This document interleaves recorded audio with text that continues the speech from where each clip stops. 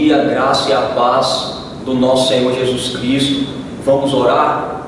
Senhor Deus, soberano e eterno, pela Tua graça estamos aqui, Deus, para ouvir da Tua santa palavra. Ilumina as nossas mentes, abre os nossos corações, fala conosco, Senhor, pelo Teu Santo Espírito, para a glória do Teu santo nome e para o bem da Sua amada igreja, em nome de Jesus, amém.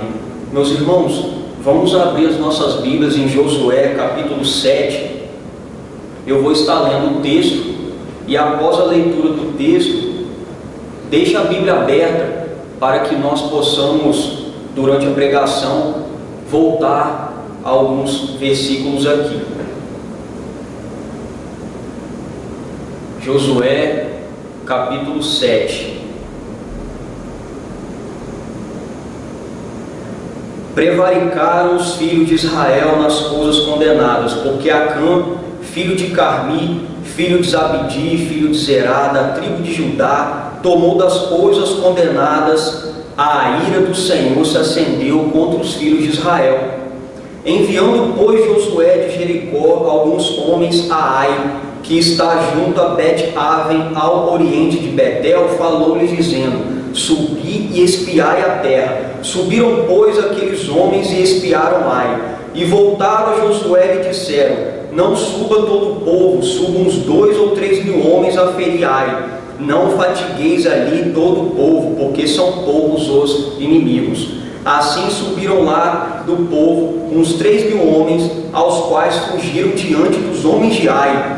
Os homens de Ai feriram deles uns 36, e aos outros perseguiram desde a porta até as pedreiras, e os derrotaram na descida, e o coração do povo se derreteu e se tornou como água. Então Josué rasgou as suas vestes e se prostrou em terra sobre o rosto perante a arca do Senhor até a tarde, ele e os anciões de Israel, e deitaram pó sobre a cabeça. Disse Josué: ah, Senhor Deus, por que fizeste esse povo passar o Jordão para nos entregares nas mãos dos amorreus, para nos fazerem perecer? Tomara-nos, contentaram-nos com ficarmos da além do Jordão. Ah, Senhor, que direi? Pois Israel virou as costas diante dos seus inimigos. Ouvindo isso, os cananeus e todos os moradores da terra nos cercarão e desraigarão o nosso nome da terra. E então, o que fará o teu grande nome? Então disse o Senhor a Josué: levanta-te, por que está prostrado assim sobre o rosto? Israel pecou e violaram a minha aliança, aquilo que eu lhes ordenara. Pois tomaram das coisas condenadas e furtaram, e dissimularam, e até debaixo da sua bagagem puseram, pelo que os filhos de Israel não puderam resistir aos seus inimigos, viraram as costas diante deles, porquanto Israel se fizera condenado. Já não serei convosco, se não eliminardes do vosso meio a coisa roubada. Dispõe-te, santifica o povo, santificai-vos para amanhã, porque assim diz o Senhor Deus de Israel: há coisas condenadas no vosso meio. Ó Israel, aos vossos inimigos não podereis resistir, enquanto não eliminardes do vosso meio as coisas condenadas. Pela manhã, pois, vos chegarei segundo as vossas tribos, e será que a tribo que o Senhor designar por sorte chegará segundo as famílias, e a família que o Senhor designar chegará por casas, e a casa que o Senhor designar se chegará homem por homem. Aquele que for achado com a coisa condenada será queimado, ele e tudo quanto tiver, porquanto violou a aliança do Senhor e fez loucura em Israel. Então Josué se levantou de madrugada e fez chegar a Israel, segundo as suas tribos, e caiu a sorte sobre a tribo de Judá. Fazendo chegar a tribo de Judá, caiu sobre a família dos Zeraitas. Fazendo chegar sobre a família dos Zeraitas, homem por homem, caiu sobre Zabdi. E fazendo chegar a sua casa, homem por homem, caiu sobre Acã, filho de Carmi, filho de Zabdi, filho de Zerá, da tribo de Judá. Então Josué disse a Acã: filho meu, dá glória ao Senhor, Deus de Israel, e a ele rende louvores. E declara-me agora o que fizeste, não me ocultes. Respondeu Acã Josué e disse: verdadeiramente pequei contra o Senhor, Deus de Israel, e fiz assim e assim. Quando vi entre os despojos uma boa capa babilônica e 200 ciclos de prata, e uma barra de ouro do peso de 50 ciclos, cobicei-os e tomei-os, e eis que estão escondidos na terra, no meio da minha tenda, e a prata por baixo. Então Josué enviou mensageiros que foram correndo à tenda, e eis que tudo estava escondido nela, e a prata por baixo. Tomaram, pois, aquelas coisas do meio da tenda, e as trouxeram a Josué e a todos os filhos de Israel, e as colocaram perante o Senhor. Então Josué e todo Israel com ele tomaram Acã, filho de Zerá, e a prata, e a capa, e a barra de ouro, e seus filhos, e suas filhas, e seus bois, e seus jumentos, e suas ovelhas, e sua tenda, e tudo quanto tinha, e levaram-no ao vale de Acó. Disse Josué: porque nos conturbaste, o Senhor hoje te conturbará. E todo Israel o apedrejou, e depois de apedrejá-los, queimou-os, e levantaram sobre ele um montão de pedras que permanece até o dia de hoje. Assim o Senhor apagou o furor da sua ira, pelo que aquele lugar se chama o Vale de Acó.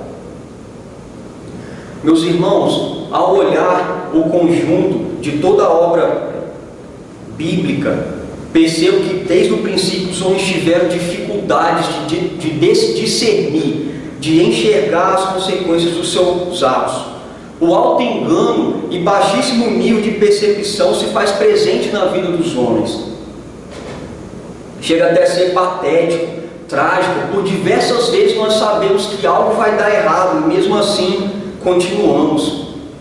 As Escrituras ensinam que Deus é soberano e governa sabiamente a história segundo a eficácia dos seus decretos, que todos nós somos feitos seres responsáveis, e essas duas verdades, a soberania de Deus e a responsabilidade humana, por mais que elas pareçam contraditórias, elas caminham juntas. É óbvio que os homens não possuem a mente de Deus, são dramaticamente limitados quanto aos acontecimentos futuros, mas os que caminham obediente às Escrituras, a palavra de Deus, estão em segura vantagem, possuem pistas, ricas orientações de como devem e como não devem agir, quais serão as possíveis consequências dos seus atos, principalmente dos seus pecados. O livro de Josué não foi escrito por um único autor, foi escrito por Josué e provavelmente pelo sacerdote Eleazar ou por seu filho Finéias, filho e neto de Arão. Foi escrito aproximadamente 1400 anos antes de Cristo para o povo da aliança Israel, e por obra da providência de Deus foi preservado para a igreja de Cristo, o atual Israel espiritual de Deus. O texto é uma narrativa, uma história verídica da vitória por meio da fé. Após o povo passar longo período peregrinando pelo deserto, a terra que Deus prometera a Abraão, enfim, estava sendo conquistada. O propósito principal desse livro, como toda a Escritura, é exaltar a glória de Deus, que por graça e fidelidade conduziu com mãos fortes o seu povo pela terra que tomaram posse como herança. No capítulo 6, Deus entregou a cidade de Jericó nas mãos de Josué e de todo Israel. A fortificada e então intransponível cidade de Jericó era conhecida como uma fortaleza por causa de suas muralhas. As muralhas tinham 9 metros de altura, 6 metros de espessura e 32 quilômetros de extensão. Deus ordenou que o povo rodeasse a cidade por uma vez, por 6 dias, com seus homens de guerra, 7 sacerdotes com 7 trombetas de chifre de carneiro e com a arca da aliança. E que no 7º dia o povo deveria rodar a cidade por 7 vezes, tocar as trombetas e gritar. Assim os fizeram, e as muralhas ruíram. Jericó foi completamente destruída. Crianças, animais, homens, mulheres, edificações. Apenas uma mulher chamada Raabe e sua família foram poupados. conforme o Senhor havia ordenado. Raabe foi uma prostituta salva pela graça de Deus por sua coragem e lealdade ao esconder os espias israelitas em sua casa, quando anteriormente foram espiar a cidade. Ela abandonou Canaã, sua vida e costumes, seus deuses, e creu no Deus de Israel. Ao destruir Jericó, Deus ordenou a Josué que ninguém poderia pegar absolutamente nada para si: prata, ouro, utensílios de bronze, de ferro, etc. Tudo que estava ali, que havia restado da guerra, deveria ser consagrado ao Senhor e ser levado à casa do tesouro, o tabernáculo.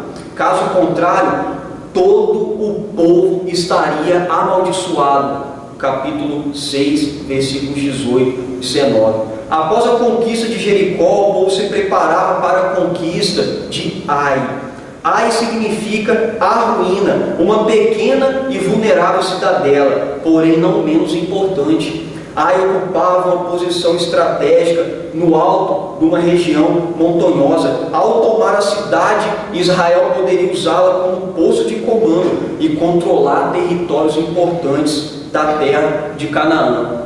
O capítulo 7 nos mostra que a desobediência do povo por meio da cobiça e da infidelidade de Acã gerou maldições e consequências a todo o povo de Israel, nos alertando e ensinando que o pecado de um só crente gera consequências a todo o corpo de Cristo, a igreja. Sobre esta perspectiva pregarei as consequências do pecado. E quais foram e quem sofreu as consequências do pecado?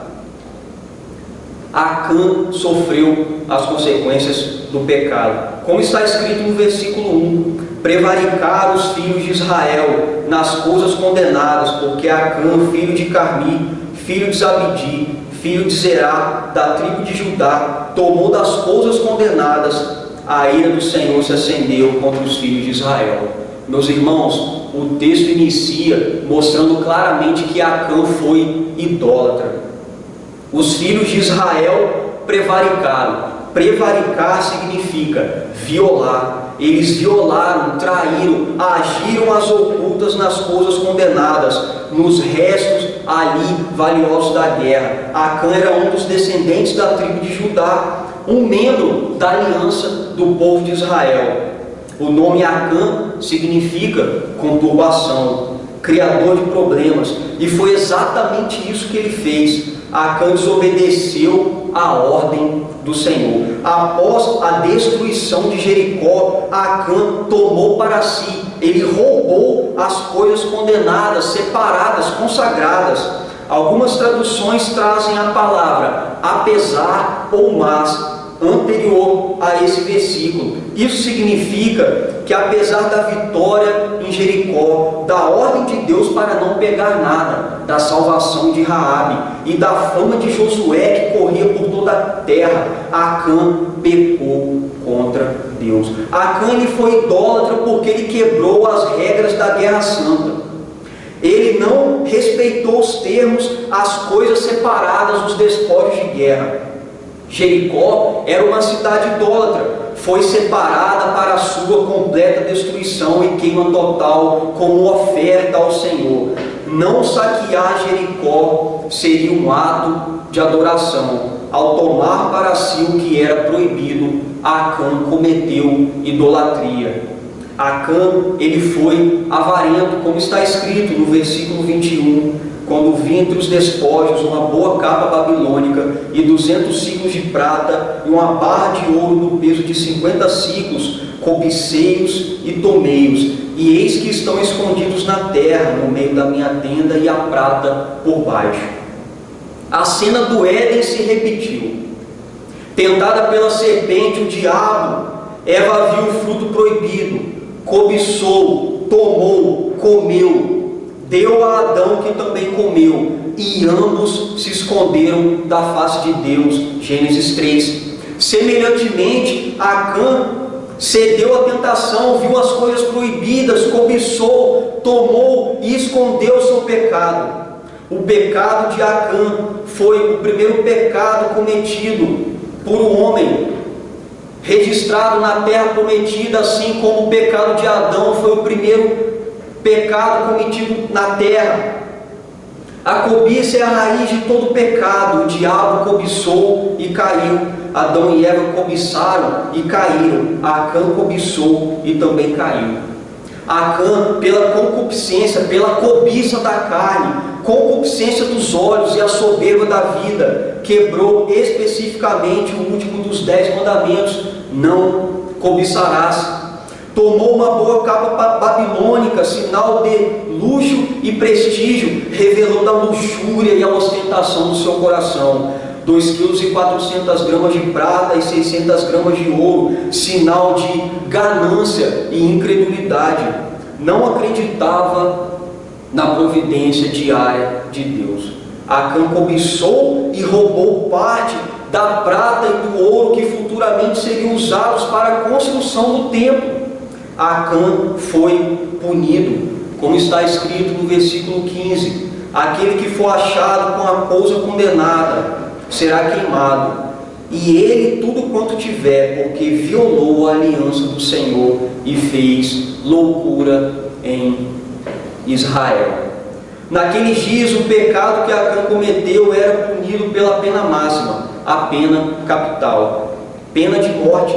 Acã quis um pouco de Jericó e recebeu a mesma punição de Jericó, foi apedrejado e queimado. Violou a aliança que Deus havia feito com Abraão em Gênesis 15. Observe, o verbo fez em fazer uma aliança, em hebraico, karat, significa cortar uma aliança. As pessoas da época não firmavam acordo apertando as mãos ou assinando alguns papéis. Quando iam firmar uma aliança, elas cortavam os animais ao meio, passavam entre eles e proferiam a maldição contra si mesma. A parte que quebrasse o acordo sofreria o mesmo destino daqueles animais. No caso do Senhor e Abraão, somente o Senhor passou entre aqueles animais. A Bíblia diz como um fogareiro fumegante, uma tocha de fogo, indicando aqui a fidelidade de Deus e o aspecto monergista da salvação, ou seja, apontando que a salvação é uma obra soberana de Deus na vida dos eleitos, e é Deus quem salva o homem do início ao fim. Deus, Ele é fiel na obra da salvação. Acã quebrou a aliança e, como consequência, sofreu semelhante destino daqueles animais. Fez loucura em Israel e foi punido com a morte. O termo loucura aqui significa um crime de altíssimo grau. Essa palavra só aparece 3 vezes na Bíblia. Em Juízes, capítulo 19, num caso de estupro coletivo. Em 2 Samuel, capítulo 13, quando Aminon violentou sua irmã Tamar. Em Josué, capítulo 7, quando Acã violou a aliança. Quando nós pensamos ou fazemos alguma coisa contra Deus, nós cedemos à idolatria. Ao pecar e desobedecer aos seus mandamentos, por um momento adoramos a carne, a nós mesmos, o mundo, tudo que é contra a lei de Deus e o diabo, que desde o princípio pecou. Dia a dia somos tentados pela mesma serpente do Éden, e ao cobiçarmos aquilo que não é devido, pecamos e caímos assim como nossos primeiros pais. Semelhantes a Acã, todos nós pecamos e quebramos a aliança que Deus fizera conosco no Éden. Em Adão, todos pecaram, Romanos 3, 23. E por causa desta queda, que todos nós necessitamos desesperadamente de redenção, de salvação, de um Salvador sem culpa, sem pecado, capaz de satisfazer a santa e justa ira de Deus. Não só Acã sofreu as consequências, mas a família sofreu as consequências. Como está escrito nos versículos 24 e 25, Então Josué e todo Israel com ele tomaram Acã, filho de Zerá, e a prata, e a capa, e a barra de ouro, e seus filhos e suas filhas, e seus bois, e seus jumentos, e suas ovelhas, e sua tenda, e tudo quanto tinha, e levaram ao vale de Acor, disse Josué, porque nos conturbaste, o Senhor hoje te conturbará. E todo Israel o apedrejou, e depois de apedrejá-los, queimou-os. Nós vemos aqui que a família foi negligenciada. Acã era o líder da casa, o cabeça da família, o sacerdote do lar. Ao pecar contra o Senhor e ocultar o seu pecado, tudo que ele possuía, filhos e filhas, animais e todas as coisas roubadas, foram tirados do meio de Israel para ser apedrejado e queimado no vale de Acor. Acor significa calamidade. Por causa da negligência, do descuido de Acã, o conturbador, e da conivência da família, todos foram conturbados, foram mortos no vale da calamidade. Acã, em sua idolatria, avareza e desobediência, não pensou e cuidou da família como deveria, e todos receberam o que Jericó recebeu: pedras e fogo. A família foi esquecida. O texto por 2 vezes enfatiza que Acã era filho de Carmi, filho de Zabdi, filho de Zerá. Acã era bisneto de Zerá. Zerá foi gêmeo de um homem chamado Pérez. Ambos nasceram como resultado de uma relação incestuosa entre Judá e sua nora Tamar. Gênesis 38. Acã, ele foi descendente de pecado em Israel, mas continuou no histórico do pecado, e a sua posteridade foi exigida. Acã perdeu sua família, consequentemente sua descendência, a sua genealogia foi interrompida, seu nome foi apagado da face da terra. A família foi extirpada. Existe um importante paradoxo aqui entre o capítulo 6 e o capítulo 7. Interessante, em Raabe, no capítulo 6, vemos a graça em meio ao juízo. Em Acã, no capítulo 7, nós vemos o juízo em meio à graça. Raabe não fazia parte do povo de Deus, mas por fé e obediência foi salva do juízo que caiu sobre Jericó. Pela graça, Raabe e sua família foram incluídas na aliança e na genealogia de Jesus, Mateus 1,5.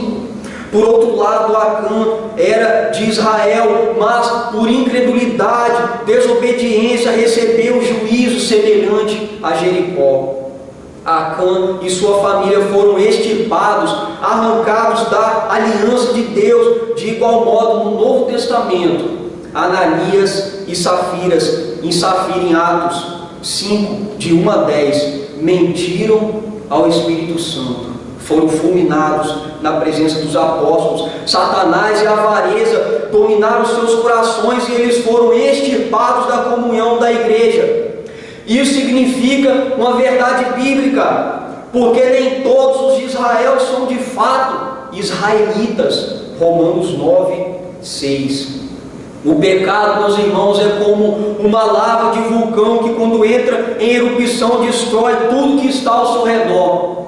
Quando cedemos à tentação e pecamos, toda a nossa família sofre as consequências do pecado. A negligência no lar precede a ruína da família. O fato de muitos de nós termos nascido em famílias ímpias, incrédulas, não justifica que continuemos na impiedade deles. Se formos crentes, nossa descendência será impactada pela graça de Deus e por nossa vida piedosa. Muitos ímpios, não crentes, por fé e arrependimento, são incluídos na aliança, e muitos que se acham crentes, pelo seu modo de viver, pela incredulidade, desobediência revelada em suas atitudes, são extirpados da aliança. Isso significa outra verdade, que muitos que estão no nosso meio não são um dos nossos. 1 João 2,19. Não só Acã e sua família sofreram as consequências, mas o povo sofreu as consequências. Como está escrito no versículo 11: Israel pecou e violaram a minha aliança, aquilo que eu lhes ordenara, pois tomaram das coisas condenadas e furtaram e dissimularam e até debaixo de sua bagagem puseram. Meus irmãos, aqui nós podemos ver que o povo ele foi infiel. Em Acã, todo Israel pecou. Israel era considerada uma unidade corporativa. Deus ele fez um pacto, uma aliança com todo o povo, e por um só homem o povo violou o tratado. Esse é um aspecto, um princípio de uma teologia aliancista. Os povos antigos não eram tão individualistas como muitos povos de hoje, mas se destacavam por uma cultura em sociedade. A identidade do indivíduo se confundia com a identificação como parte do grupo. Os atos de um homem afetaram o grupo inteiro. Por causa de Acã, todo Israel foi responsabilizado. A santidade de Israel como povo da aliança foi violada ao tomarem parte da coisa amaldiçoada. Eles mesmos se tornaram malditos. O povo foi derrotado. Como nós podemos ver aqui no versículo 5, os homens de Ai feriram deles uns 36, e aos outros perseguiram desde a porta até as pedreiras e os derrotaram na descida. O coração do povo se derreteu e se tornou como água. Toda vez que Deus batalhava por Israel, nenhuma vida israelita era ceifada. Em Ai, por causa do pecado de Acã, a ira do Senhor se acendeu contra os filhos de Israel. Ao atacar a cidade de Ai, Deus não estava com ele. Na verdade, estava contra eles. Foram mortos 36 homens e outros perseguidos. Israel, após triunfar com Deus na forte Jericó, perdeu a batalha sem Deus na fraca Ai. O coração do povo ficou líquido, cheio de dúvidas, pavor e desânimo. O povo foi poupado. No versículo 26, nós podemos ler que o Senhor apagou a sua ira. O povo levantou sobre Acã um montão de pedras, um memorial de pedras empilhadas para que ninguém pudesse esquecer o que havia acontecido ali. Uma vez que a ira de Deus é justa, ela cessa quando o pecado é tratado. Nós vemos aqui um princípio vicário, substitutivo. Quando Acã é punido, a ira de Deus se detém sobre o povo, ela cessa temporariamente sobre o povo. Quando Jesus, o Cristo, foi sacrificado na cruz maldita por nós, toda a ira de Deus pelos nossos pecados caiu definitivamente sobre ele. Em Cristo morreu como um sacrifício propiciatório, uma oferta pelo pecado, que satisfez completamente a ira de Deus. Acã e Jesus aplacaram a ira divina. Acã temporariamente em pecado para a morte, incapaz de salvar. Jesus definitivamente sem pecado, ressuscitando para a vida, o único capaz de salvar. Jesus não conheceu o pecado, Ele o fez pecado por nós, para que neles fôssemos feitos justiça de Deus, segundo Coríntios 5:21. Deus é justo e justificador daquele que tem fé somente em Jesus para a salvação. Justo, porque puniu em Cristo para sempre o pecado do seu povo, ao mesmo tempo preservando a sua justiça e a sua santidade. Justificador, porque pela fé em Cristo nos dá a salvação eterna, manifestando a sua graça e a sua misericórdia. Romanos 3:26. A igreja é o povo de Deus. Somos comparados a um edifício, pedras vivas, um corpo humano, uma videira, uma figueira, uma família. A igreja é um organismo vivo, uma unidade orgânica. Isso significa que, embora a salvação seja individual, quando um membro peca, toda a igreja sofre as consequências do pecado. Quando há pecado oculto na igreja, a vida espiritual, todo o crescimento e comunhão são afetados. O pecado não confessado e abandonado nos impede até mesmo de participar dignamente em comunhão com a igreja da ceia do Senhor. Somos responsáveis pelas vidas uns dos outros. O nosso pecado não prejudica apenas a nós mesmos, a nossa família, mas toda a comunidade dos santos. O reverendo Augusto Nicodemos Lopes afirma que o pecado de um é o pecado de todos, com base na Escritura, quando o apóstolo Paulo diz que um pouco de fermento leveda toda a massa, 1 Coríntios 5, 6. O pecado na igreja interrompe a comunhão com Deus e as bênçãos sobre o povo.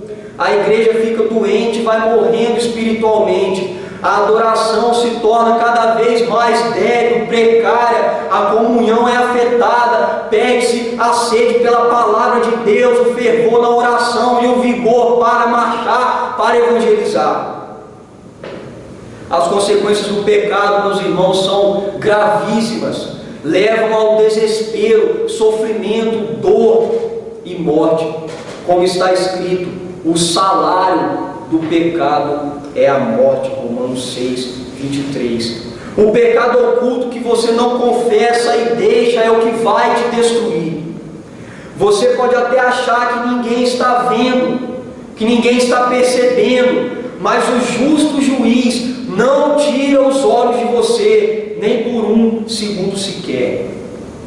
Aquele ídolo que está no seu coração, que você não derruba, não quebra, não destrona, aquilo que você cobiça e não para de cobiçar, é o que vai te levar à ruína. Tudo está sendo minuciosamente observado por Deus. Ele esquadrilha a mente, o coração, Ele te conhece por completo e você será cobrado. O pecado oculto que você não confessa e deixa é o que vai destruir a sua família. Tudo que você faz gera consequências diretas e indiretas na vida deles, seus pais, seu cônjuge, seus filhos. Quando tudo vai mal na família, quando tudo vai de mal a pior, a casa está em guerra, não há paz, não há comunhão, não há alegria de Deus no lar, a vida das pessoas que você mais ama está se arruinando. Podem ser pecados ocultos que você está escondendo. O pecado que você não deixa e confessa é o que vai destruir a sua igreja. Não adianta orar, jejuar, ofertar, mobilizar. Se houver pecado oculto e ele não for deixado, não for confessado, a igreja não se desenvolve. Pelo contrário, só vai se definhando. John Owen disse que a causa principal do esfriamento espiritual são os pecados acariciados no sótão do coração. Meus irmãos, não oculte os seus pecados diante de Deus. Enquanto calei os meus pecados, envelheceram os meus ossos, pelos meus constantes gemidos todos os dias, o salmista diz em Salmos 32, 3. Hoje é dia de arrependimento, confissão e abandono de pecados, de se prostrar diante de Deus, de descortinar, de desenterrar, de tirar a lepra, a podridão, o câncer do pecado do esconderijo e deixá-lo. Crer no Filho de Deus para ter vida, perseverando em santidade, uma vida separada, consagrada a Deus. Destruir os ídolos do coração e pôr definitivamente Cristo no centro da sua vida, deixar a cobiça, a soberba, cuidar da sua família e da igreja que Deus te deu. As Escrituras ensinam que sacrifícios agradáveis a Deus é um espírito quebrantado, humilhado, um coração compungido e contrito, ou seja, arrependido, prostrado, não desprezará o Senhor. Salmo 51, 17. Aquele o que encobre as suas transgressões jamais prosperará, mas os que as confessa e deixa alcançará misericórdia. Provérbios 28, 13. Meus irmãos, se confessarmos os nossos pecados, Ele, o Senhor Jesus, é fiel e justo para nos perdoar e nos purificar de toda injustiça. 1 João 1, 9. Deus jamais rejeita um pecador arrependido. O Senhor Jesus é o único capaz de nos perdoar, de nos salvar, de nos santificar e de nos fazer perseverar até a glória. O único capaz de transformar a nossa vida, da nossa família e da nossa igreja. Meus irmãos, apesar de nós, Deus amorosamente nos exortou nessa manhã. Agora sabemos que um pecado de um só crente gera graves consequências a todo o corpo de Cristo. São as terríveis consequências do nosso pecado, que cada um deve se arrepender, santificar, manter a fidelidade e comunhão com Deus para a glória do seu nome e o bem de toda a igreja. Meus irmãos, que Deus nos abençoe e tenha misericórdia de nós.